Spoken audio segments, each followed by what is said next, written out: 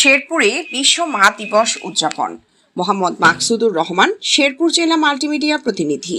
নালিতাবাড়িতে 21শে পাঠচক্রের আয়োজনে গুণী মায়েদের সম্মাননা।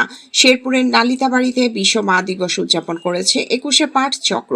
জ্ঞানভিত্তিক সমাজ নির্মাণে পাঠ স্লোগানে আয়োজিত সংগঠনটির নিয়মিত আসরে ব্যতিক্রমধর্মী নানা আয়োজন অনুষ্ঠিত হয়। রোববার দুপুরে শহরের সেজুতি অঙ্গনে অনুষ্ঠিত অনুষ্ঠানের প্রতিপাদ্য ছিল মা আশ্রয়ের একটাই ঠিকানা।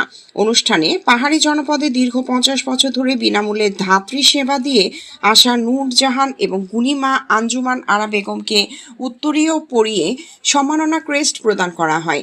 এ সময় দেয়ালিকা অক্ষরপত্র এর মোড়ক উন্মোচন করা হয়। পাশাপাশি উপস্থিত মায়েদের উত্তরীয় পরিয়ে সম্মান জানানো হয় এবং সন্তানরা মায়েদের পা ধুয়ে ভালোবাসা ও শ্রদ্ধা প্রকাশ করেন।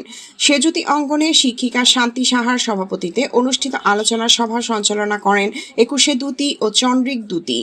সভায় বক্তব্য দেন সেজুতির অধ্যক্ষ মুনিরুজ্জামান, মাসিক ভাঁজপত্র কণ্ঠস্বর এর সম্পাদক স্বপ্না চক্রবর্তী, প্রেস ক্লাব নালিতাবাড়ির সাবেক সহসভাপতি বিপ্লব দে কেটু, সাধারণ সম্পাদক মনিরুল ইসলাম মনির, উপজেলা প্রেস ক্লাবের সভাপতি সাইফুল ইসলাম এবং কণ্ঠস্বর এর প্রধান সম্পাদক জয়জিৎ দত্ত শ্যামল।